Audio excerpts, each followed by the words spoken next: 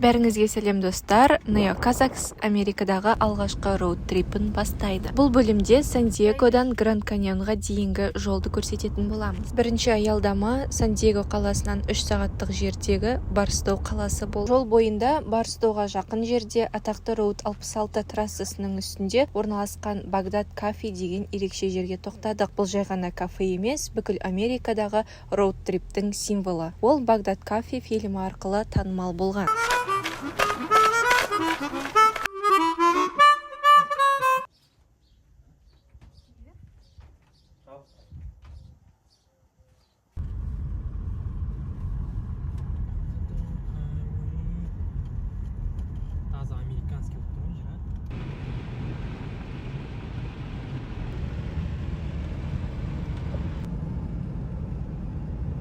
Жол өте ыңғайлы, жанармай бекеттері, тамақ ішетін және демалатын орындар жеткілікті.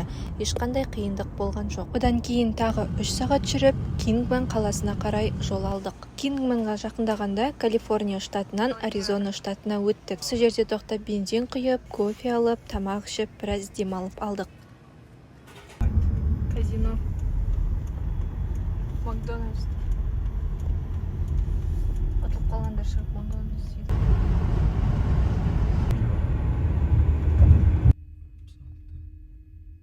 Кейін тағы түнделетіп 2 сағат жүріп Уильямс қаласына жеттік. Біз жоспардан бір күн ерте шыққандықтан алдын ала бронь жасамадық. Түнгі 12-де әрең дегенде ашық тұрған бір мотель таптық. Бағасы $83 болды. Ал бізге тек 5 сағат демалу керек болды. Сол себепті мотельдің парковкасына рұқсат алып, сол жерде ұйықтадық. Қайырлы таң. Біз түнде машинада ұйықтап тұрып жатырмыз. Нұрлыбек мұны күшті лайфхактау болды. Басын алып, беліне қойды. Сосын мына екі темір батпас үшін киімін алып қоясың. Сосын жатқан кезде екі бетінен жатсаң да былай, шалқаңнан жатсаң да белің ауырмайды.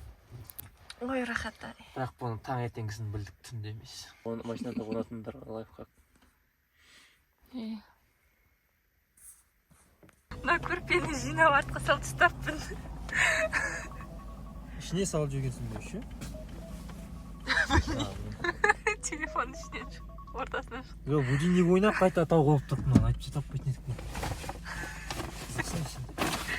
Қайдан білейін? Достар, айта кететін тағы бір қызықты ақпарат бұл роуд 66 трассасы туралы. Бұл ақштағы ең атақты тарихи трассалардың бірі. Басында айтып өткендей роуд-триптің символы. Оны жиі жолдың анасы деп те атайды. Ұзындығы шамамен 3940 км. Чикаго қаласынан басталып, Лос-Анджелес қаласынан аяқталады. 1926 жылы ашылған, 85 жылы ресми түрде жабылған. Бірақ әлі де тарихи маршрут ретінде сақталып қалды. Бұл тарихи трассаның биыл 100 жылдығы тойлануда.